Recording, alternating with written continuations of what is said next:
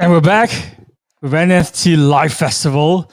More guests coming on to our this live event, and the next person I'm going to speak to is one of my heroes, and Martin Atkins has been on two versions of my podcast previously. First time was on CMO Asia podcast. After that, I think was the second virtual events for PodFest Asia, and now on our brand new NFT Live Festival, which is an NFT Live theme event. So it's so great to always have him back and to talk to us and our audience in Asia.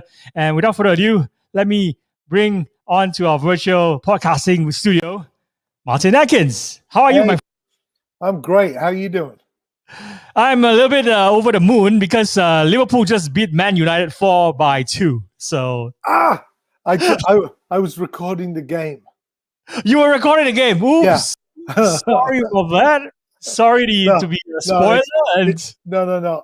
I just really enjoy watching the games these days. So it's good. It's good. Yeah, and I know football is in your blood. Football is in my blood as well. If I'm not wrong, you're a supporter of Hull City, right? No, Leeds United. Well, Leeds United. My dad took me to see Leeds at Ellen Road when I was 7. We used to live close to there, so it's difficult to move on to another team, you know. And honestly, I like to watch any good game. I just enjoy watching it. Yeah. Yeah, the beautiful game. Fortunately, it wasn't destroyed by that silly idea, right? Of that, I don't know, what is it called? Europa League or something? Super League. Yeah, it's good to see that the fans have a voice and individuals can make a difference. It's good to see that in any situation. Yeah. Yeah, it's funny how things have changed, right, over the years, and I'm sure you have a very big opinion about this as well. Like in the past, you know, in order for someone to be able to think for themselves, or maybe, you know, being able to actually influence decisions, right? And instead of having handed me down instructions and just follow the system, it seems that this new generation is all about bucking the system, and you don't really need to actually have the psychedelic drugs in order to actually think, you know, the way that human beings should be thinking, which is about for the greater good, for a good cause, right? And now we see fans rebelling, I think, because they want to have a say. They have enough of all this, you know, owners who are not even, you know, from the English, soil. Foreign owners actually take control and making decisions on behalf of the club. Yeah. So what's your take on that league? Yeah. Well, it's interesting because, you know, football, music, any cultural endeavor is very attractive to investors because you're able to, let's say Sunderland Football Club, you can lose again. And people have been following that team for 60 years, their whole life. Their grandfather went to see the team. You know, it's not like people in Sunderland will just go to another city to follow another team. But with that loyalty and with that built-in fan base comes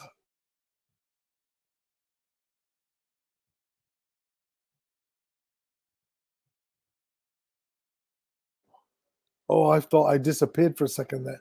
The fans are starting to realize that they have a voice in this. And they're not just there to buy the new shirt every season. You know, when I was a kid, the team had the same shirt for 10 years. This was Leeds had a white strip. Sunderland had red stripes. But they changed the strips every year, so the fans have to buy a new, very expensive shirt. I get it. I'm a businessman. We're all entrepreneurs. But you have the benefit of a lifetime of loyalty from somebody. You can't take advantage of that. It's advantageous, but you can't take advantage of it. And music is the same. You know, I've been doing this for a long time, and people are fans of a band kind of for a lifetime. unless the band does something really terrible, like suddenly discovers country music or has offensive political beliefs, and even then sometimes, but this is a long journey that we're on, and it's a blessing that we get this support from our fans. Do you think that technology has a big role, that is playing right now, right? We are talking about like not just social media, not just like even places where we can interact like this face to face, even though we are like so many miles apart. And even like new channels like Discord servers where people are communicating, sharing resources, knowledge, or even like forming organizations and communities together and working together hand in hand, supporting each other, thinking that they don't really need a middleman or even like the big, I don't know, organization or brand that is controlling, their destiny. It's like the control is now back in the hands of the fans. It's not in the hands of people who have that technology on their hands, right? And you're able to even organize, I don't know, a movement within 24 hours and have fans show up at Old Trafford and postpone a game against Liverpool. Right. I mean, it's punk rock. It's absolutely punk rock. 1977, we don't need the big labels. We don't need the big label to tell us we're worthy of putting a record out, And then, of course, all the punk bands signed to the major labels. The Sex Pistols signed to EMI, and everything got turned upside down.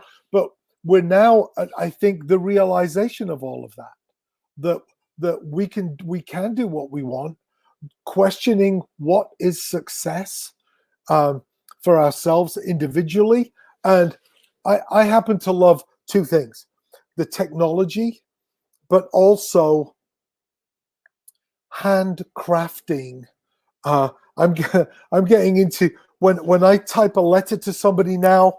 I'm sitting here with a 1950s typewriter next to me, and rubber stamps. I'm rubber stamping, and I like it when the rubber stamp gets smudged because a human being, me, I smudge this, and that's in red ink, and my signature's in blue ink. And sometimes when I'm typing, I will really smash the keyboards. So somebody might like take one of these letters and go, hold on a minute, it's a Xerox, it's a color Xerox, and so I'll really smash the key so that it indents the paper, and or I'll move the paper so that the font isn't in a straight line. These are all messages to people to say a human being was on the other end of this, and then that forms a connection. Spotify, great way to discover music, but nobody is. I don't think anybody's making money from Spotify, and I like this handmade, one at a time. I understand mass production and all the rest of it, but this handmade, one at a time objects, I think, are resonating with people. So the two things at the same time: communicating with people like this, but then sending objects to people in the mail that are made by humans. I like the combination of the two things. I think that human touch that you're emphasizing, right, is what's lacking, in terms of all these big tech firms, right, in how they even reward the creators or the musicians who are basically the ones who are helping them to actually bring in all the cash, right? And without the creators, Spotify is nothing. Without content and great music, nobody would actually find this little shell of a company valuable in the first place. And what that begs the question, and I wanted to ask you your perspective and thoughts on this. How do artists and musicians reclaim their artistry from these big tech firms?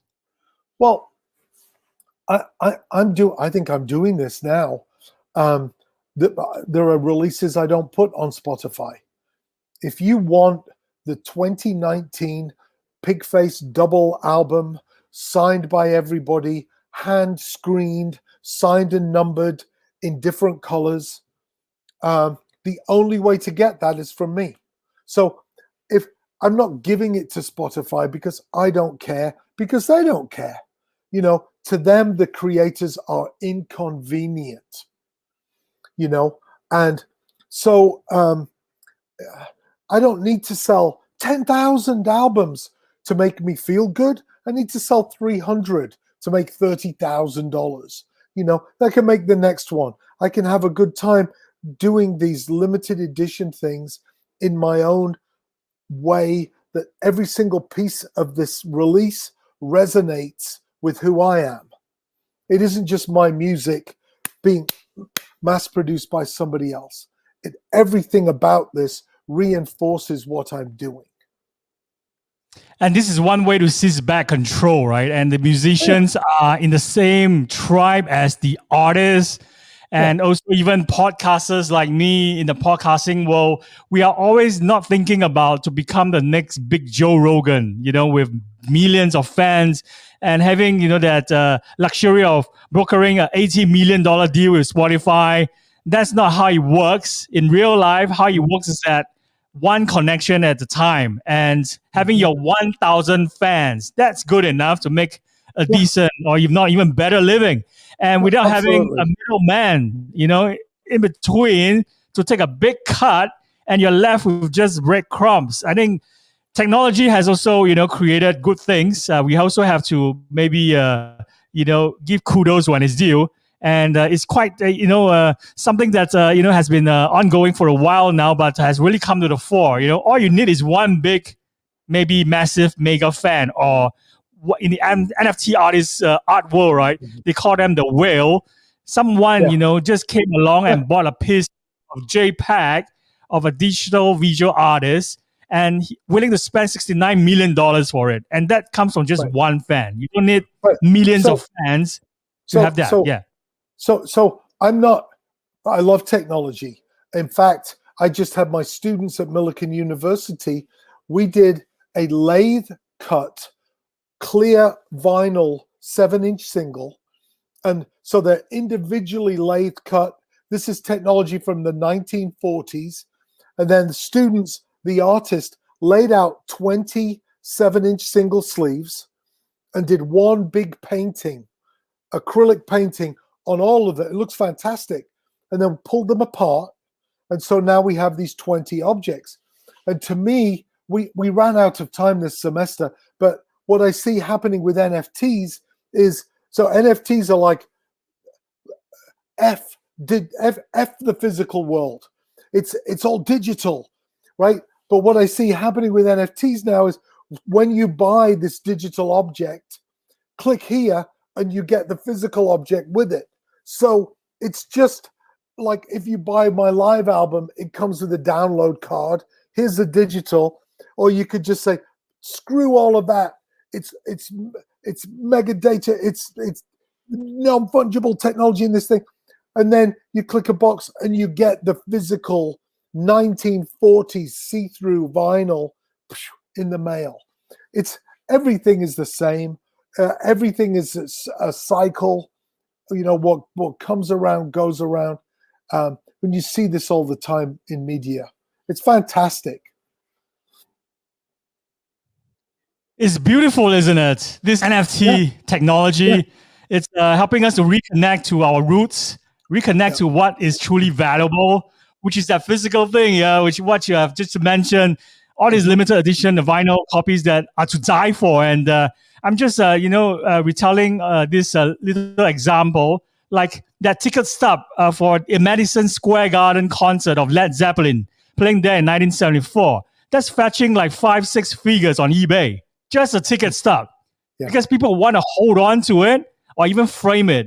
And a collector who loves Led Zeppelin, who's unable to be there at a concert, but would like to own that piece of collectible, now he's able to actually bid for it on eBay. But if someone is actually able to digitize it, make it a digital collectible, at the same time, when they own this NFT, it unlocks and also a physical version of that or a true original will be sent to them. That is really coming full circle, like what you just mentioned. Right. And I'm excited even talking about it. Yeah. So imagine, I'm opening a museum here in Chicago, which is the opposite of technology, right? Looking backwards and honoring all of this material. So, I looked through my 35 millimeter color slides of Johnny Rotten. Sometimes me and Johnny Rotten, I like those, but I understand that some people will freak out over photographs that haven't been seen, that were taken in 1980, 81, 82, 83, when we were in Japan for the first time. And so I want to surround people with these objects here in Chicago, but there will also be an online component, an NFT component, because it's not that Led Zeppelin ticket. It's not about that object. It's about everything that surrounds that object. Just can you go back to see this piece here? One of the things that I love is, so the Led Zeppelin ticket is the Led Zeppelin ticket. This piece, it's called the Hubcap Marimba. I booked the first tour in North America for pioneers of industrial music called Test Department. They did some electronic music later, but originally they would just bang on things. They went from the airport straight to the scrapyard and got these hubcaps, and then took the metal bar forming the frame is the cage from the Ministry tour in 1990 called the Cage Tour.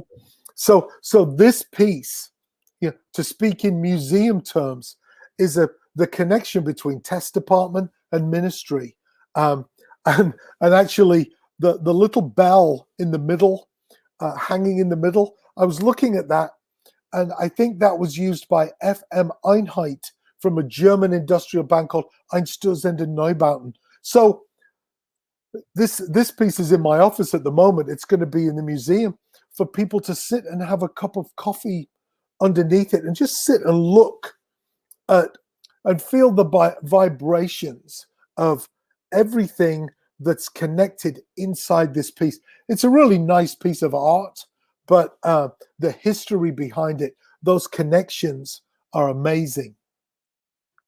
I was as a drummer, when I see something like that, I feel like, it would be a waste if I don't bang on it, if I own it. Yeah. Well, they also took a set of metal shelves. They're in my garage at the moment, and they would bang on these shelves with hammer handles, like a hammer, but without the metal bit on the end. And you could see underneath, just like a steel drum, underneath every hit has impacted and dented. You can feel the energy level, even though these pieces were hit 30 years ago. That energy is still there. It's a collection of memories, yeah? It's not just that physical collectible. And to be able to own it, if it's actually available in a medium as a NFT, makes it so easy for those who are already seeing so much growth in value of the Ethereum coins, for example, or crypto they are in possession of, which have seen 100x, 500x, rise in value over the years for these collectors. They're sitting on all this crypto, and where do they spend it? You can't actually, go out somewhere in a retail shop and buy 10 pieces of record using Ethereum. You can't, but you can actually spend it on an NFT collectible, on a digital collectible that actually unlocks or actually makes these physical artifacts available to the owner. So it's a really great way to actually put, in circulation all these artifacts back into the marketplace. And it allows a frictionless and convenient way for everyone to own a piece of history. I could imagine, I'm a huge fan of Test Department, Ministry, Pigface, Nine Inch Nails, all the bands that you're in. And then because it's you who's telling that story, and the narrative is so strong, the history is so strong, that collection of memories as well. I would willingly, spend a number of ETHs just to own this piece. And this is a great way to also show off on my public wallet. I'm the owner. I'm the proof of ownership of this piece of artifact. Right, and it's something that maybe future generations, right? When they check out my profile on LinkedIn, for example, and LinkedIn enables this, browsing of your public wallet, and they see that I own a piece of this collectible. Someone who is, incredibly new, who doesn't know me, but they saw that in my public wallet, I own a piece of Pigface or Ministry or KMFDM or Einstein New Barton. Feels that we are connected, even though we are disconnected at this moment. Yeah. So, but here's what's interesting to me. Of course, I understand frictionless, right? But for me, I want to create these frictionless activities to then have somebody like yourself explore the museum, maybe buy a piece, whatever, but then travel to Chicago to sit in a room. And here's the piece from a Pigface tour made by Tim Gore, who now does Living Dead. He does all of the latex work on Living Dead. But in 1992, he was working with us. And so here's this huge piece, right? And sit and have a cup of coffee with this. Look at all of these pieces. James Murphy from LCD Sound System, when he was 16 years old, was helping to screen print posters with me in my workshop. And I found one of those posters yesterday, 1986. And he was freaked. We were talking. I'm like, is this the poster? He was freaking out. So we create this frictionless activity to then create the opposite of frictionless, which is for somebody to sit on a plane, travel to Chicago, and sit in a room and listen to unreleased 9 Inch Nails demos, Killing Joke songs that have never been heard, Public Image Limited, live in Tokyo, both nights, not just the one night that was released. Public Image Limited, both nights in Paris. I have so much material, audio, visual, physical. My drum kit was used for Killing Joke, Ministry, in case you didn't feel like showing up. They had like a whole video. Pigface, Danny Carey from Tool played my kit. You want to sit behind my drum kit? Go ahead, So I'm looking forward to exploring the connection between all of these pieces, and have people add their stories to these other stories. And this could all be displayed in a ledger form, right? And that's where NFTs come in so handy. Yeah. It seems to be a technology that allows all these pieces of historical moments who played on it, which show did it appear in, and make that connection because it's all in ledger form and we can actually read and discover it and find that, the value is in the metadata, and the metadata shows all these historical facts that can't be erased. It can't be fucked with. Right. So that's my next thing is a $2,000 scanner, right? And then so people can come to the museum and just go around in 2 hours, buy some coffee, get the T-shirt and a book and leave. Or they can just sit and go so deep with Test Department. Sheep on Drugs were on the same bill. Is there a set list from that night? Is there a recording from that night? Do we have the receipts for gas for the bus for that night? Do we have immigration paperwork for people, passports, birthdays? Were people signing for their per diems, the money they get every day? Like, there's so much stuff that some people will go wide.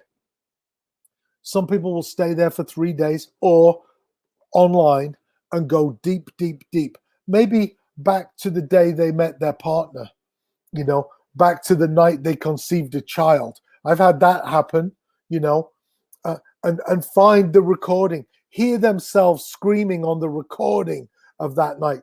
Just crazy stuff.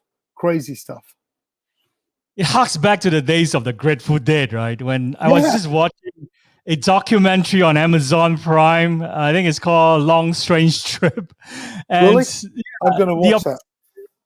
Exactly. That's a really good documentary where the fans were allowed to actually do demo, or should I say, they were allowed to actually sneak in their recorders and tape every show. So bootleggers will bring all their fanciful equipment. Even during those days, yeah, they bring huge boom mics into the stadium venue and just record. And then what transpired was huge troves of bootlegs that are traded between fans. Right. And because the band allowed it, yeah, this is how word of mouth goes through, that you have to be at a Grateful Dead show because they play a different set list every night. So if you own a tape, that tape becomes so precious because it's archived. At the same time, you can sell it for money. The money you can then buy more tickets to attend more Grateful Dead shows. Yeah, it's genius marketing. So I have a book. I use a book, The Marketing Tricks of the Grateful Dead, right? And it's that thing that you can't do in regular business. You just let people. Radiohead did it as well. Pay what you want, right? Burger King can't do this because people would just go and grab some burgers and leave. But in the creative industries, we can add this element of trust and respect and just say to people, pay whatever you want, And so we're saying to people with this museum, it's $125 to buy the founder's shirt. And then I had to do a special letter because people said, I'm never going to wear the shirt. I want to keep the shirt as a souvenir of my support. Could you do a note that we could use instead of wearing the shirt? I'm like, oh my goodness. So I do this special hand-typed note with rubber stamps. And then somebody saw a picture of that and they said, well, we can't use that. We're going to frame it. Could you do something else? So I had to make a special pass for people to use. And that has to have their name and the number, and it's signed by me, so they can use the pass to get in. It's crazy, but whatever it takes to create this experience for people, it's a new and interesting journey for me, and people are calling and offering to donate. Somebody said, I used to film Nine Inch Nails back in the day. Some of my footage has been donated to the archives at the University of Southern California. Everything else is yours. People are just so happy that this place is going to exist. They're just sending me stuff. And I didn't think about that. I mean, because I have a lot. I have a lot of things. But for people to make this their own and send me their stuff to put in this 6,000 square foot building, it's very exciting. I think you are the biggest collector in the industrial world in terms of all these artifacts and all this collection of memories, I call it. And it's going to be a very fascinating trip, if we are able to make our way there when this pandemic is truly over, right? All of us will be going there, especially fans of all the bands that you were in, right? And fans of the genre as well. This is the must-go place. And definitely, if you want to actually print tickets for this museum tour, we'll be actually exploring NFT, as a way to actually allow this to even become a digital collectible. Because like we were talking about Led Zeppelin's ticket stub, right? Going for such crazy price. And that thing could be easily, destroyed. Could be, no longer in good condition, or it could be even like I have a bunch of vinyls that recently got watered down. It got wet, and I lost a bunch of vinyls. Yeah, it's so easily to lose those, and ticket stubs are so easily lost as well. Are you going to issue NFT tickets instead, so that it's all forever in their public wallet? That is a proof that they have visited the Museum of Industrial and Punk Rock. Right. Well, I mean, yes, and so I mean, I can talk about all this stuff on my rubber stamps and stuff, but it wouldn't be post-punk if it just stayed between 1979 and 1980. So right, it's the music keeps moving forwards, and I think as we reach back to 1940s technology for these lathe cuts of music to create these interesting art objects, we've got to be doing NFTs. There has to be an experience on a website, and there has to be NFTs available for somebody who can't travel to Chicago to still be involved in fueling this and making it their own as well. Absolutely. Absolutely. And to feel it, if they can't travel there physically, one way to feel it is to have access to you. I think that the fact that if they could actually, purchase a collectible, buy an NFT, and maybe, out of 100 NFTs that you're going to mint, 5 will be reserved, maybe at a more, should I say, a higher price. But it comes with 1 hour session with you where they get to actually hear more stories about your museum, how it came about and how you got involved, how you actually amassed all this collection. And those are priceless. And definitely it's going to be an experience that, a piece of ticket won't be able to contain, right? Right. And so, but it's also, I also want to mention, all of this stuff comes with some responsibility. So, of course, it's a big undertaking, but I don't want anybody to think $125 for a founder's shirt, this is beyond me. Once again, big business, ... There will also be free events because there are people who were involved in this movement in the late 70s, in the 80s, in the 90s, who were crazy back then, who aren't doing too well right now. And so we'll have events to honor the founders, of course, that's correct. But we'll also have events that are free for people who don't have the means to help make something like this happen. And I wouldn't want it any other way. And I don't think the founders would want it any other way either. I think Gary Vee has provided a blueprint on how to do NFT the right way. He's actually donating from his royalties. For example, if someone is in possession of thousands of NFTs he has recently minted and successfully sold within hours, right? Anyone who resold one of those tokens for maybe 10x or 30x, in the future, because we all know that Gary Vee is going to be one of those great, figures that will be spoken about for decades to come. Yeah. That value, when it's resold, right, for a profit, 10% of the royalties goes back to the creator, which is Gary Vaynerchuk.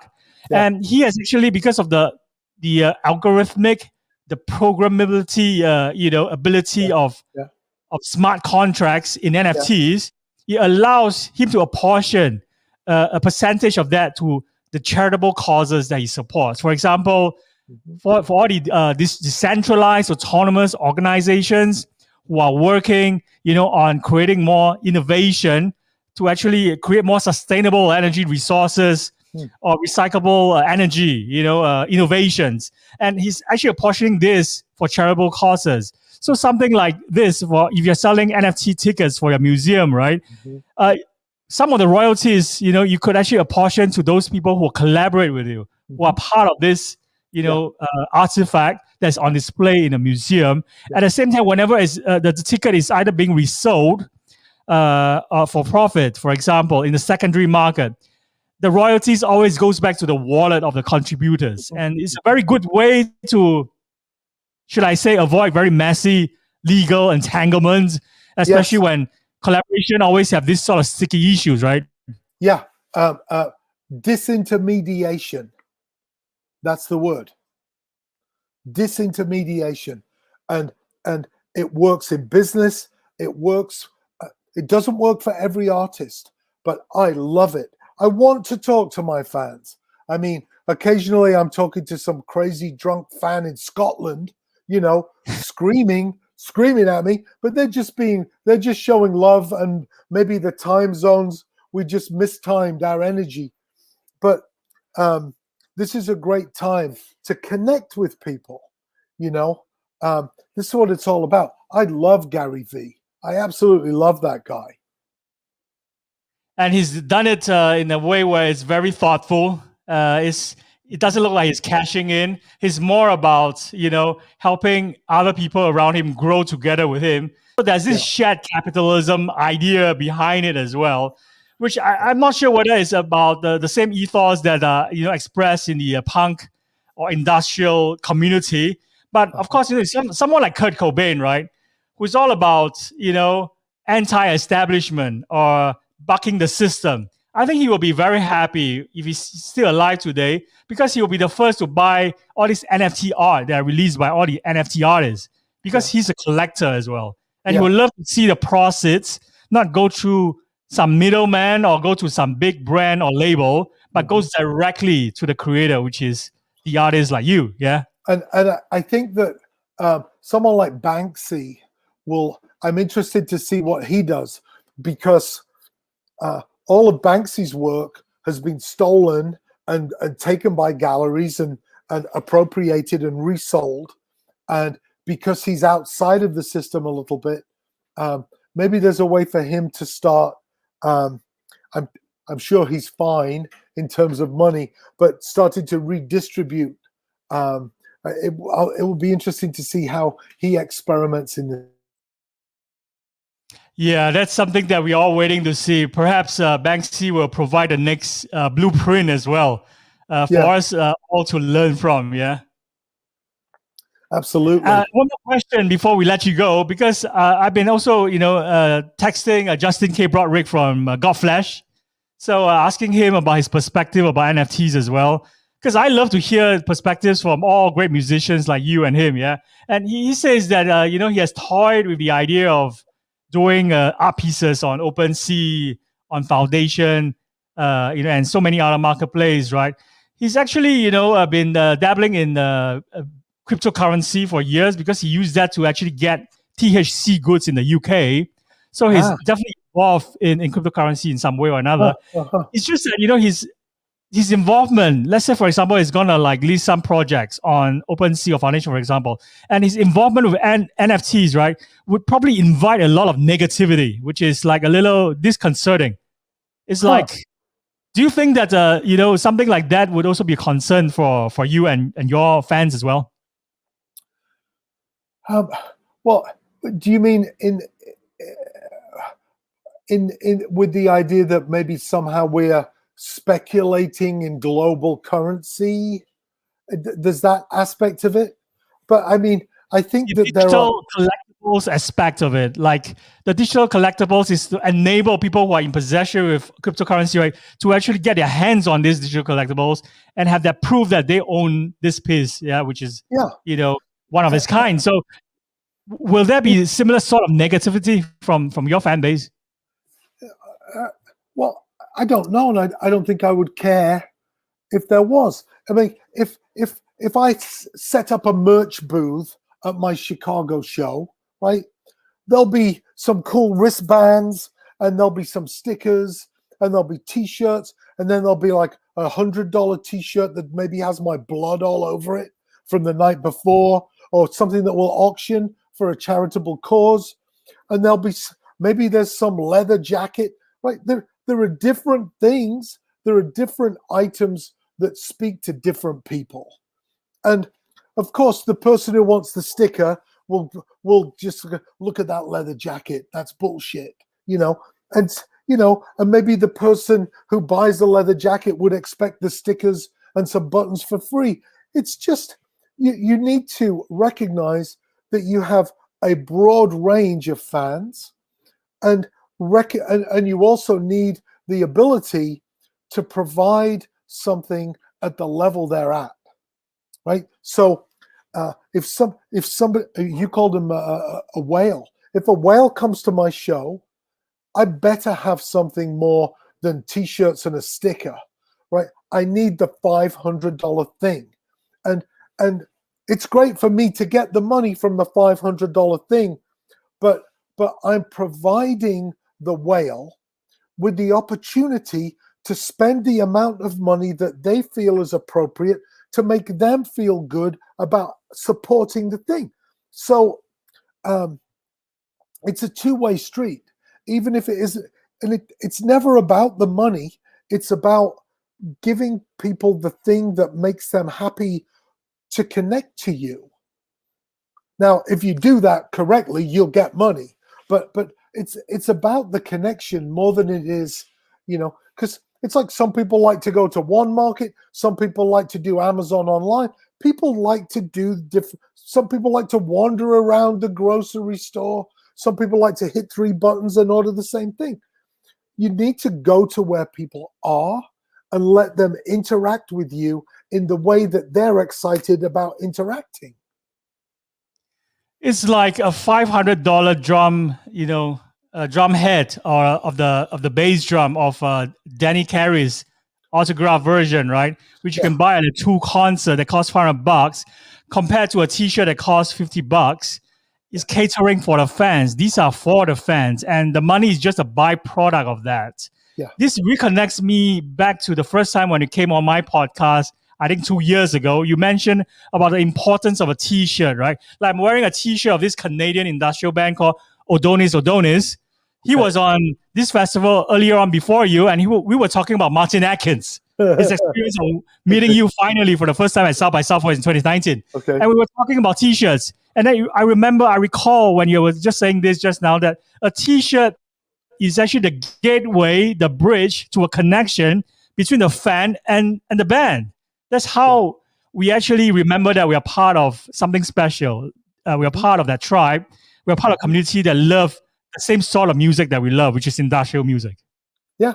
And when you wash that T-shirt, hopefully you'll wash it, and then you fold it.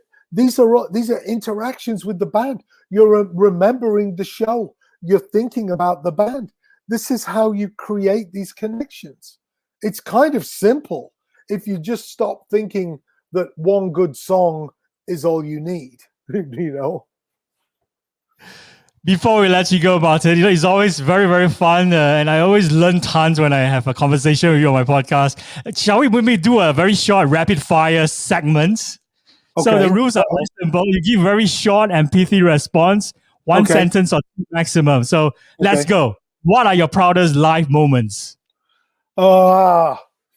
American Bandstand with Pill. What do you want doing less of in 2021? What do I want to do? What of? Do less of.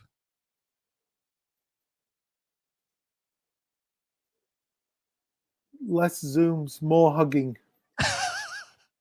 The next question is, what do you want to do more of in 2021? So it's the same answer, more hugging?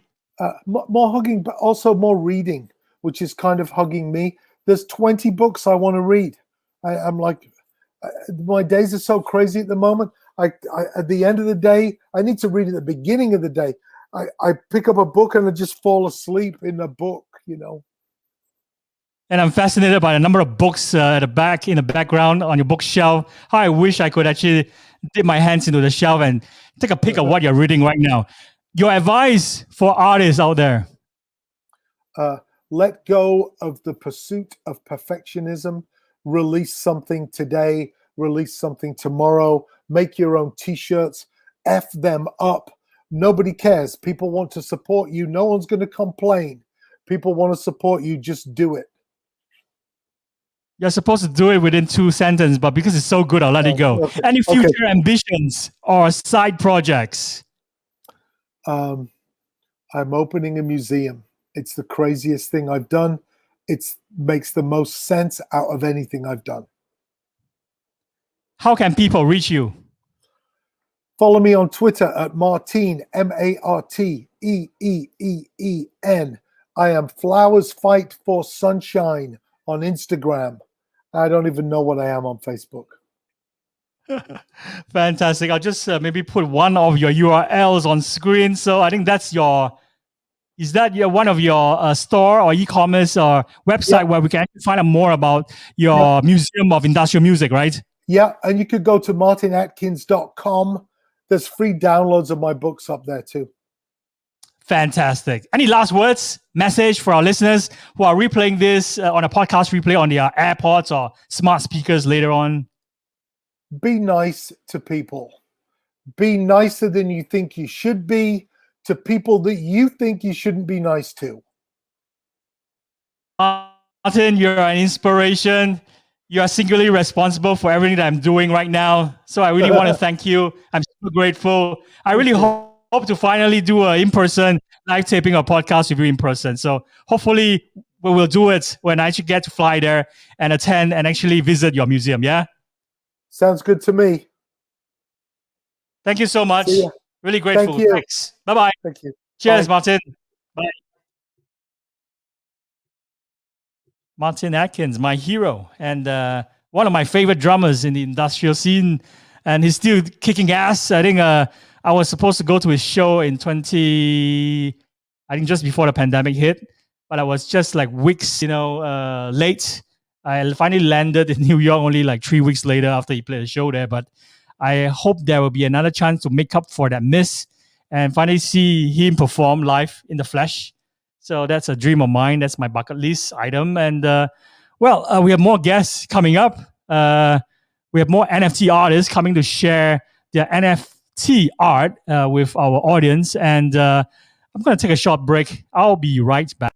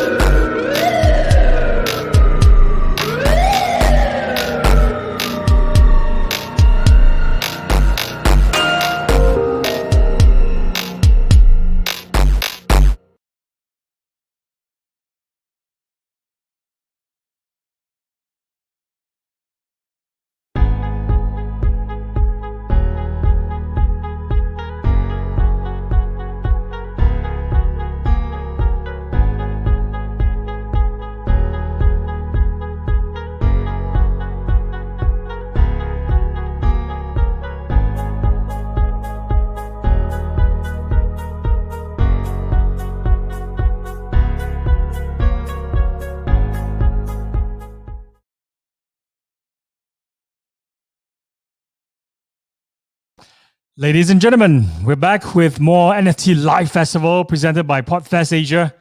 And without further ado, let me just do an introduction and then bring on our next guest to our podcast virtual studio. Art Vandelay is a Los Angeles-based 3D sculptor working primarily in ZBrush.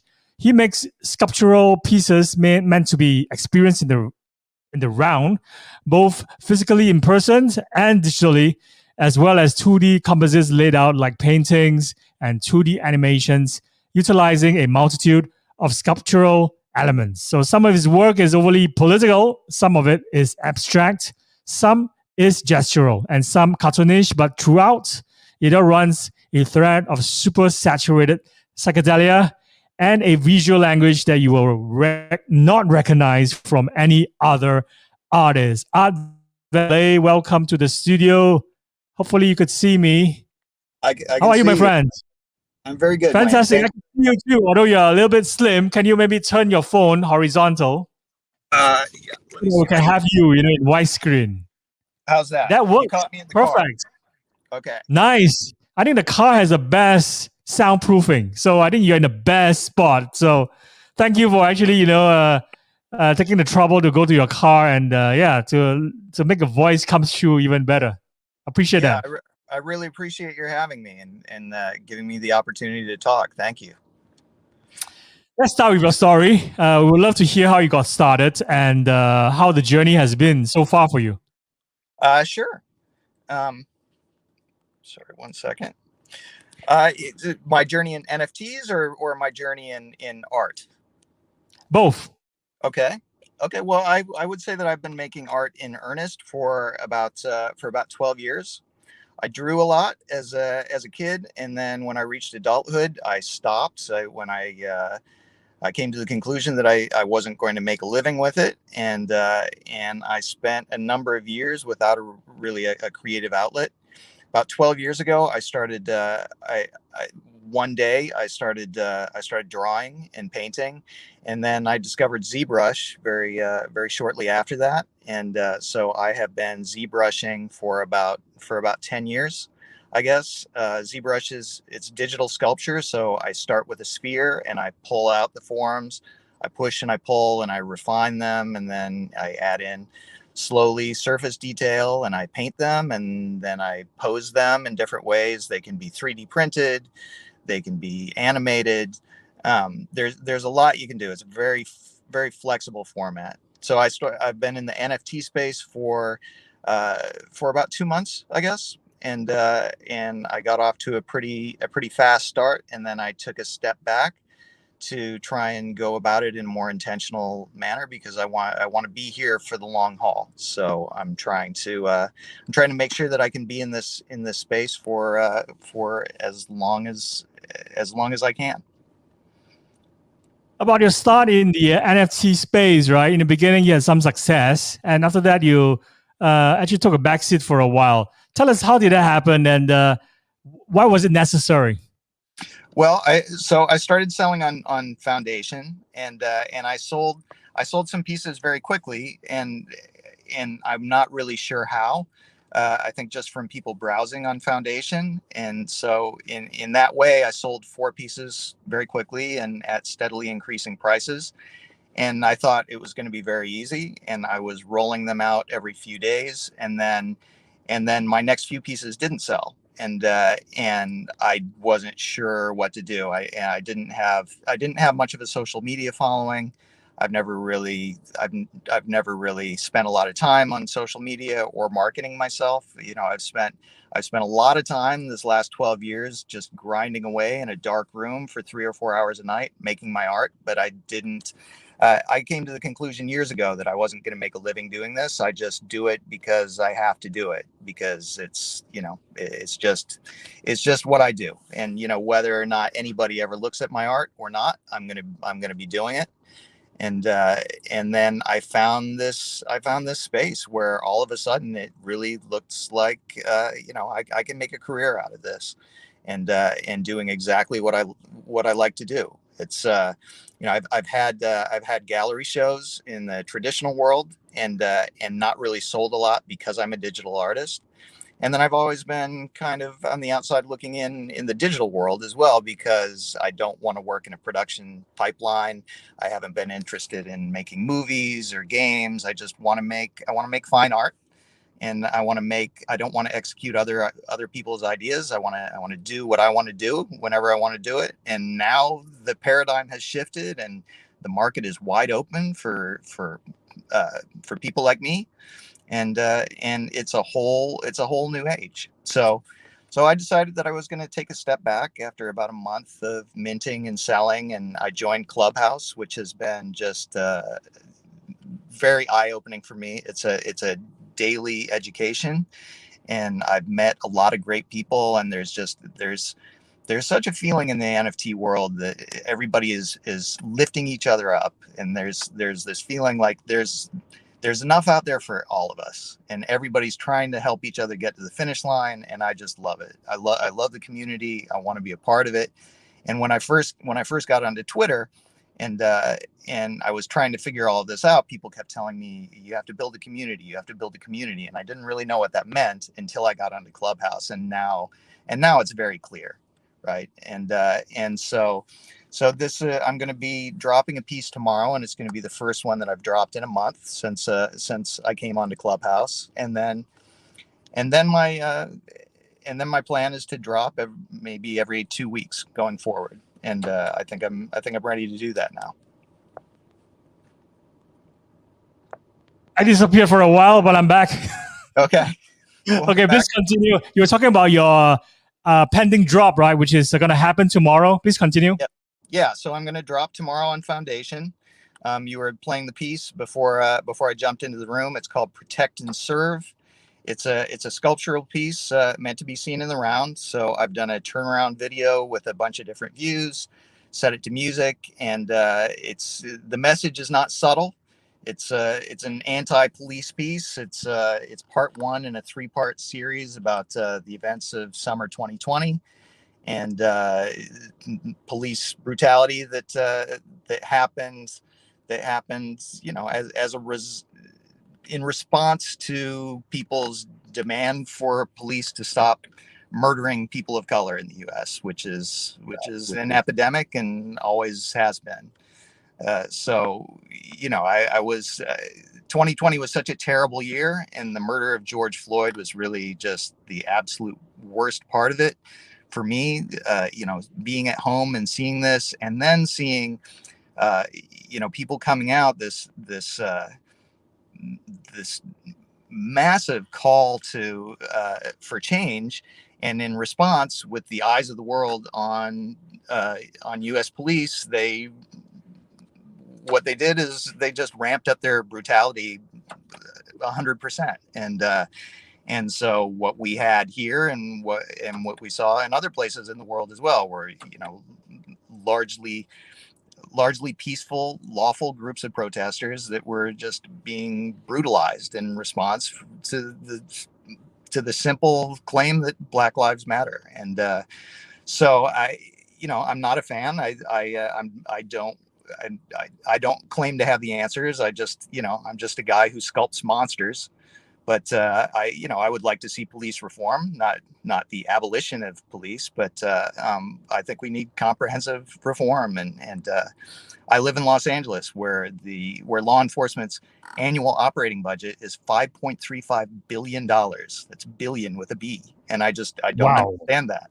I mean, if you took $4 billion away from that and you allocated it to education and social services, I think that would go a long way toward solving the problem. We don't need paramilitary police, and I think it's statistically shown that more policing leads to more crime, not less crime. So I think if you reallocate that money into social services, then the communities that are most oppressed by paramilitary police will heal themselves. Put that together with a national database of abusers, and a zero tolerance policy, and a national mandate that police wear and operate body cameras at all times, then I think that we've got a possibility to make a change here. So that's the story behind the piece, and I just think it's just a badass sculpt. And so there you have it. I'm dropping it tomorrow on Foundation, and I'm giving away half the money to a 501c3, a nonprofit organization dedicated to police reform. I can't mention their name. They want the money, but they asked me not to mention their name in my marketing because they kind of walk a fine line between holding the police to account and not antagonizing the police. And my piece is antagonistic, and so they asked that I not mention their name. But I will provide proof of donation to the buyer. I love your narrative. I love art pieces where it's not just a vanity project or something that looks pretty or beautiful or edgy, but it has a really good story and a good cause behind it that we can all support. And I think Black Lives Matter. You're keeping this alive. And 1 year later, right? I think this has not stopped yet. So it's great that you're keeping that narrative ongoing and putting back the focus, onto this unreasonable and unjust way of how things are being carried out, especially in that part of the world. And I understand, even by talking to musicians, right? Even in the 80s, right? Some of the others or people who are in the punk rock scene, for example, they were driven to actually have rock gigs in the desert as a result of that aspect of society, which is frowned upon. So it's just sad that, to this day and age, it's still ongoing. And, you're doing something, I think, through your actions, right? It's definitely putting the spotlight on this movement. And so glad that you're doing this. And I'm going to maybe screen share some of your other art. Besides your pending drop, right? On Foundation, you have a really on point Foundation page. I love it because I'm a big fan of sculptures and art like this. And you mentioned about this evolving turnaround animation, right? Maybe you can help out a lot of artists and creators out there. They would love to know what's your favorite, digital art software that you use to create these sort of animations, and from professional tools to amateur tools. Maybe share with others what helps bring your imagination to life. Well, it's all ZBrush for me. It's I sculpt and I paint and I render within ZBrush. That may change going forward. I think I will probably I'm going to be looking to learn Cinema 4D so that I can make more cinematic presentations of my work that aren't just static turnarounds, but that have more cinematic elements to them. And then I'm also planning to start 3D printing all of my work so that I can offer physical prints as a bonus to buyers. I have to sell some pieces before I get to this point, but that is where I see my future in the space, and I'd like to collaborate with others as well. Collaboration has never been something that I've really entered into a lot. I got a lot of control issues, and I've just kind of existed in my own little art universe for a long time, right? I haven't worked a lot with others. I mean, I work with a sound designer on all of these video pieces that I've done so far. And I mean, even giving up that much control is difficult for me, but I can't do the music myself. So the other pieces on my page are they're animations that I did in After Effects. That I've been using After Effects for the last couple of years, and so I'll use different sculptural elements and different renders of different sculptural elements, and then I put them together in After Effects, kind of like a digital collage.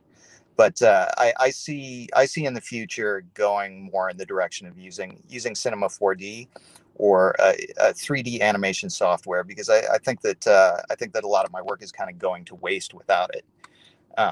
So that's where I see it going for sure. Your collaboration, especially I think the music, really brings out your art to the next level. I just love the pumping music, earlier on when we were replaying it before you appear on this show. And in terms of collaborative efforts, right, or projects like this, how do you split royalties? Especially we know that we are still in the early days of the NFT technology. Marketplaces are still, taking a lot of requests for features, right, from artists like you, and it's not perfect yet. So what are some of the tools missing from the ecosystem that you feel needs to be built ASAP? So I've just been accepted onto Known Origin. I was hoping to drop this there, but I didn't. I haven't been fully onboarded yet. But Known Origin you have the ability to split wallets there. I think that's going to be very, very helpful. And you can also make a charitable donation through the wallet, so that this doesn't become a taxable event before you cash out your wallet.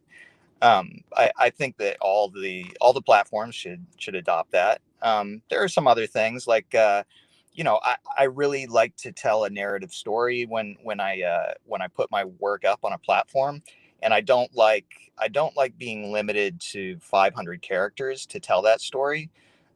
So I wish that I had unlimited text to tell the story that I need to tell. And I wish that I wasn't limited to 50 megabytes in an upload. But all of this is so new that I'm sure that these things are all going to be worked out. As far as like what the splits are in a collaboration, I really don't know. I mean, it's I can tell you that I've been giving my sound designer, who I'll give a finished piece to, and he'll turn them around pretty quickly. I've been giving him 10% of the gross, and he asked me for much less than that, and so that's what I offered. But it's hard to know what's fair, because the medium is all so new. So, I'm sure as it evolves, there's standards and practices will become clear across the board, and we're going to have a better idea of how to approach these things. But that's how I've been approaching it so far. I think you nailed it on the head, especially when it comes to the file size limit, right? So many artists that I've spoken to, they would love to be able to even like put a video podcast or maybe a video, a montage of their story. And sometimes they are really great at also videography, right? And it's impossible to upload those big file size of videos. So the founder of Mintable was on this festival earlier on yesterday. He was opening up to, I think, 2 gigabytes for artists. So if that's probably one way to solve the problem, work around this 50 megabyte restriction. I think that's really limiting the storytelling and narrative aspect that all artists are building and putting efforts in right now at this moment, right? So it's great that you also pointed out some of the things that are missing from the ecosystem. I think these are things that all these marketplace founders should take note of. Yeah. Unlockables too. When I started on Foundation, maybe 8 or 9 weeks ago, they did have unlockables, and then by the time I minted my second piece, they had taken that feature away. I think unlockables are really key for collectors, because you don't always have the opportunity as an artist to email the collector. Sometimes they want to stay anonymous. So I think it's nice to be able to offer as many things as an adjunct to the purchase as you possibly can, because I've always got a lot of stuff. I've always got a ton of time lapses because I record most of my work as I do it. I've got lots of still renders from every conceivable angle, and then I've got progress shots that I can share, and I think those things are interesting to collectors. They're interesting to me. I love to watch process videos from other artists and see how they make their magic, because it's so often so completely different than the way I do it, and I can learn a lot from that. So I like to be able to help with those things. Yeah. You mentioned about Clubhouse earlier. I think that's where I met you. What's the most successful thing you've done so far to market your work besides Clubhouse? Well, Clubhouse is hands down, although I haven't dropped anything since I've been on there. So it'll be interesting to see what a difference it makes. But honestly, I was just flying blind before. I wasn't really doing anything to market myself other than I joined Twitter, and I made a Twitter account, and then my marketing really consisted of responding to 100 posts a day of shill your work here. And so I was doing that, and I was getting nowhere with it, as I don't think probably anyone really gets anywhere with that. But I didn't know what else to do. So I don't really know how it is that I sold my first few pieces. I think it was just by luck, but it's obviously long-term success in this space requires more of a plan. And so that's why I joined Clubhouse, and everything has felt completely different to me since. I will say that being in crypto Twitter felt a little toxic to me, and when my pieces didn't sell, if I would go 48 hours and I didn't have any bids, it would really make me, it would really mess with my head and make me, question what I was doing. I haven't had those feelings since I've been on Clubhouse. I've had a lot of confidence that I'm doing the right thing, and that if I just continue to take the steps that I'm taking now, that I'm going to have long-term success in this space. I think it's impossible if the quality of your work is there and you work as hard to market yourself and to network with people as you do on the art itself, then I think that you're pretty much guaranteed success in this space. I think there's room for everybody. I think that my work can be polarizing, and so I'm going to turn off a lot of people with my message, but that's fine, because those are people that I don't really want as fans anyway, right? So I think that I am going to find my tribe. I think that I am going to find people for whom my work resonates, and those are the people that I'm going to be really proud to call my collectors, and build long-term relationships with. And to collectors, I say, get on me now, because I'm going to be here for the long haul, and I've got a lot of work to share. And what I can tell you is that it's always going to be authentically me. I'm never going to pander to the space. I'm never going to change what it is I do, except to make things slicker and more cinematic. But as far as the subject matter goes of my work, I'm gonna do what I do, and I'm the people that it resonates with are really going to like it, and other people are really going to not like it, and that's just fine with me. I don't I don't need everybody to like me. 100%. I think your collectors, your fan base love you for doing you. So, what is success or successful for you? Well, look, I'm coming from a place where I've never made my living as an artist. Like, right, I have a day job, and now I'm 54. I'm 54 years old. So, excuse me, I'm 55. I turned 55 last week. So, it's now or never for me. I want to make my career as an artist, and I paid my dues with 10, 15,000 hours of practice over the last 12 years. It's, now is the time for me to do it. And so success for me would be being able to quit my job and earn my living as a full-time artist. And I think it's coming. And this new paradigm of royalties and perpetuity is it's fantastic. It's a whole new world for digital artists, and traditional artists too, that are adapting to the space. It's just, it's true democratization. And so we're all going to win out here. I think there's success for a lot of people to come. NFTs is such a great thing. Are there any NFT artists that you're following or that you have discovered recently? Oh, there are a million. I mean, it's hard hard for me to even Shout out maybe three of them. it's three of them. Okay, well, my friend Glass Crane, he brought me into the space. He drops on Super Rare and on Nifty Gateway. He works primarily in Cinema 4D, and his work is super slick and super science fictiony, and always set to great music. I really love it.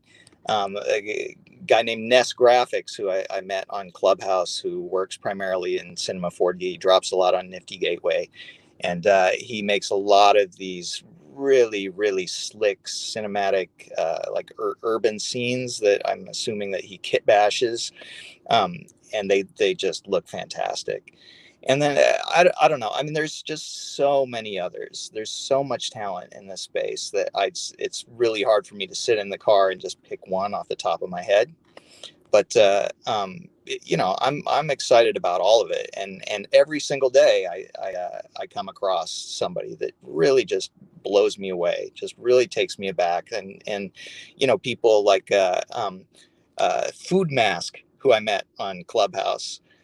he takes pictures every day, makes a delicious meal, puts it on his face, takes pictures, and then he takes pictures of it in a bowl. He's created an entirely new artistic genre. And I think that's fantastic. I love people that are doing something that's completely new and completely unheard of, and just making it their own. One of the ways that artists, show love for other artists and their work is by retweeting their work, right? Do you do that a lot as well? Yeah, sure. Yeah, and much more since I've been on Clubhouse, and since I've really come to see what is meant by community in this space. So yeah, I mean, I want people to do that for me, and so I've been doing that. I've been doing that for others as well, and I love that about Clubhouse. One of the first Clubhouse rooms I went into, it was a really big room. It was on maybe a Thursday night, and somebody came into the room and they said, they turned on their mic and said, "Excuse me, I'm sorry, I want to jump in. I've got 15 minutes left in my auction, and I don't have any bids." Whoa. Immediately there were 200 people in the room, and the moderators in the room said, "Okay, everybody retweet the work. I want you to retweet it right now." And everybody started turning their mics on and saying, "Okay, what can we do to get this sold in the next 15 minutes? Can we put a collective together? I'll put in 500 if you put in 500." And it was just, it was really inspiring to see the whole community pulling together just to uplift one artist. And I think that's sensational. Sensation is beautiful. It's just like even in the music scene, right? Like musicians will check out other musicians' gigs, or even in the podcasting space that I'm in, podcasters listening to other people's shows, or even participate in their shows as a guest. So I think this is where community spirit really comes alive, right? Mm-hmm. Yeah, I agree. It's very exciting. What do you think creators are struggling with when it comes to marketing their work? Well, it's like me. When I came into the space, I had no idea. I had no idea what to do. I saw people having this phenomenal success, and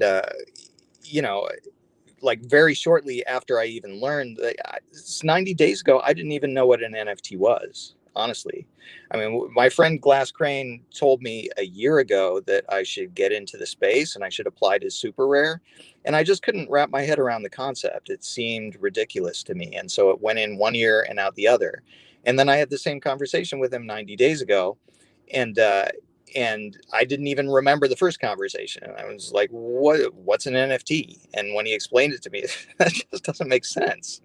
And then I started doing the research and just fell down the rabbit hole immediately, and saw that, yes, this is real. And then it started to seep into the mainstream conversation very quickly after I had that conversation with him. And so, after a month of trying to get onto all of these platforms, I was finally able to get onto Foundation and get started. But for a month, I had been, it's like in the culture 24/7. But I still had no clue how to market myself. And I'm still figuring it out. But I would say for anybody coming into the space, I would highly recommend them to get on Clubhouse, because for more than anything, that is what has made the difference for me, and just made the difference for me in terms of my emotional well-being, and taking this all in stride. Not looking at it as that I'm looking to make $1 million with it up tomorrow, because that's just, you're setting yourself up for failure and disappointment. But if you come into it with honest intentions and good work, and you're here for the long haul, and you're making friends and making contacts and supporting other people in their journeys, then it seems to me like it's going to be hard to fail. So that's what I'm doing. I'm just, I'm chipping away at it, just one day at a time, one chip at a time, one drop at a time. And now one podcast at a time. I've never been asked to do anything like this before. So I really appreciate your having me on, and giving me a platform to speak about my journey so far. And, yeah, I just, I want to be here for as long as this thing lasts. And I think it's here to stay. This is fantastic. I'm super grateful that you agreed to do this with me together on this podcast as well. So before we let you go, just want to do a quick rapid fire questions round. The rules are pretty simple. Just give short, pithy response, maybe maximum 1 or 2 sentences. Are you ready? Okay. Yeah. Let's go. What are your proudest life moments? I'm sorry, one more time. What are your proudest life moments? My proudest life moments. Okay, let me see. I climbed Mount Kilimanjaro and I got to the top, and that was a very proud moment for me. What do you want doing less of in 2021? What do I want to do less of in 2021? I want to do less of working my day job. I want to get rid of my day job in 2021. What do you want to do more of in 2021? I want to make art 12 hours a day in 2021. That's what I want to do. What's your advice for NFT artists? Get on Clubhouse. Any future ambitions or side projects? It's too early to say, other than Cinema 4D and 3D printing and a lot of collaboration. How can people reach you?